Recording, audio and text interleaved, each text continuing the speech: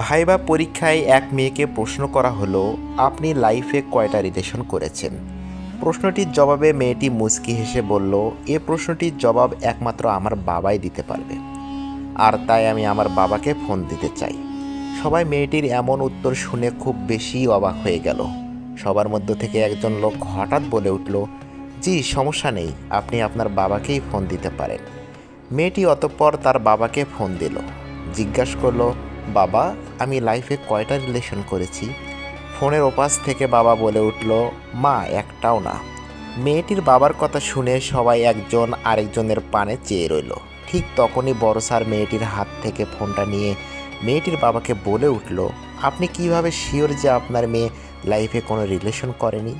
মেয়েটির বাবা তখন বললেন, স্যার আমার মেয়েটির বয়স যখন সবেমাত্র 7 বছর, সেই বয়স থেকেই আজ ওর 24 বছর পর্যন্ত আমি হচ্ছি ওর একমাত্র বেস্ট ফ্রেন্ড।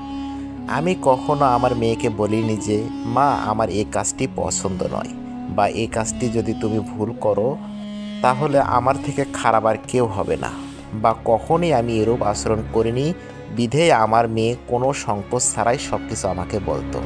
আমি রাস্তায় যদি কখনো কোনো মেয়েকে অসভ্যতার মতো চলতে দেখতাম বা কোনো অল্প বয়সী ছেলে মেয়েকে প্রেম করতে দেখতাম, আমি বেস্ট ফ্রেন্ডের মতো আমার মেয়েকে সেগুলো লক্ষ্য করে বলতাম, মা এগুলো ভালো নয়, কখনো ওই পথে যেও না, না হলে তোমার সুন্দর ফিউচার নষ্ট হয়ে যাবে।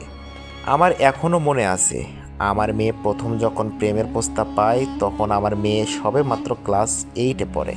আমাকে সে ঝাপটে ধরে বলে, বাবা আজকে না পাড়ার রবিন নামের ছেলেটা আমায় ফুলের তোড়া আর চকলেট দিয়েছে এবং বলেছে ও আমাকে ভালোবাসে, আর তাই আজকে স্কুল থেকে আমি ওর সাথে ঘুরতে গিয়েছি। আমি তখন হাসি মুখে বললাম, তাই মা, ভালো। আমার এই উত্তরটি শুনে আমার মেয়েটি হাসি মুখে বলল, আমি জানতাম বাবা তুমি আমায় কিছু বলবে না। অথচ ফ্রেন্ডরা আমায় বারবার বলল তোমাকে এই কথা বলতে না, তুমি শুনলে নাকি আমায় অনেক মারবে।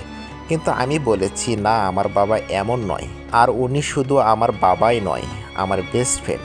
বাবা আমি ঠিক বলিনি? ঠিক বলেছিস মা। এই বলে আমি আমার মেয়েটির হাত ধরে ওকে একটা আম গাছের সামনে নিয়ে যাই। অতঃপর একটা বড় লাঠি দিয়ে আম গাছ থেকে আম পাড়তে চাইলে আমার মেয়েটি চিৎকার দিয়ে বলে ওঠে, বাবা তুমি এটা কি করছো? কেন মা? আম পারছি। বাবা তুমি দেখছো না আমগুলো এখনও ছোট, সবেমাত্র মুকুল থেকে আম হয়েছে, এগুলো এখন পাড়া বা খাওয়া কোনোটাই উচিত নয়।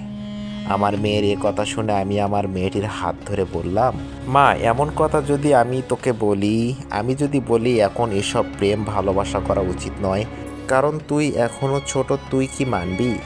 এই আমগুলো এখন যেমন খাওয়া যাবে না, আর কেউ খেলে তার স্বাস্থ্যের পক্ষে ক্ষতিকর, ঠিক তেমনই মা এই বয়সে প্রেম ভালোবাসাও তোর ভবিষ্যতের জন্য অমঙ্গল।